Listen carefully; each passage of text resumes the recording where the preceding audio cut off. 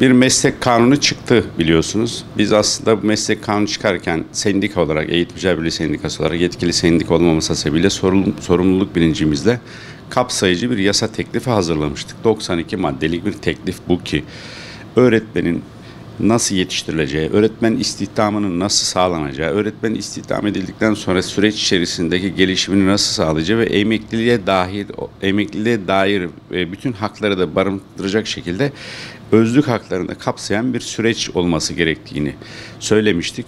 Bakanlığımız maalesef 13 maddelik küçük bir kanuna yakın sayılabilecek bir yasallaştırma süreci yaşadı.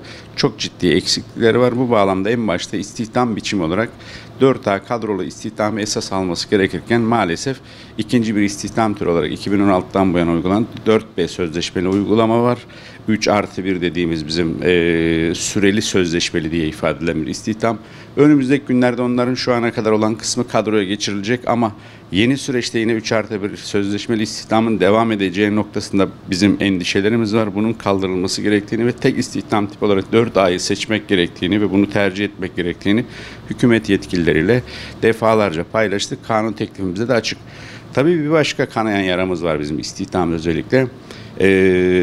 Askere giden, doğum izninde ayrılan, aylık izinde çıkan ya da uzun süreli sağlık tedavisi vesilesiyle derse devam edemeyen meslektaşlarımız için ek ders ücreti karşılığı derse giren ya da halk arasındaki tabirle ücretli öğretmenlik diye bilinen maalesef asgari ücretin altında sigortası tam ödenmeyen bir çeşit emek sömürüsünün resmi adı olarak da adlandırabileceğimiz öğretmenler odalarında boynu bükük gariban ya da çaresizlikten dolayı çalışmak zorunda kalmış meslektaşlarımızı görmek cidden bir eğitim sendikasının Bursa'daki yetkilisi olarak bizleri ciddi manada üzmektedir. Bunun tek çözümünün kadrolu istihdam olmakla beraber ihtiyacan binaen olması hasebiyle bunun olabileceğini ama bunun da şartlarının çok iyileştirilmesi gerektiğini düşünüyoruz. Çünkü asgari ücretin altında çalıştırdığınız meslektaşın bir meslek onuru ile ilgili. İkincisi hayat idamesiyle ilgili. Üçüncüsü de diğer meslektaşları karşısında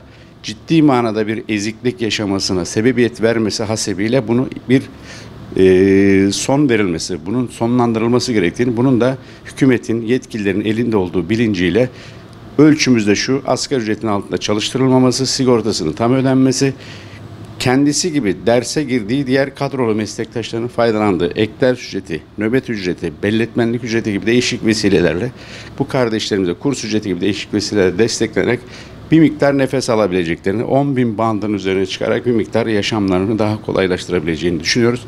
Ortalama %2, %3 oranlarda bu ek ders ücreti karşı derse giren öğretmen olduğunu biliyoruz.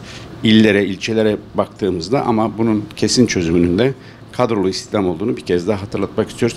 Böyle bir istihdam biçimi olamaz. Çünkü buradan örnek alarak özel sektörde bundan istifade ederek meslektaşlarımızla ilgili alt limitten ücret verme gibi bir hak ya da bir uygulamaya gidiyorlar. Bu kabul edilebilir bir durum değildir diyor.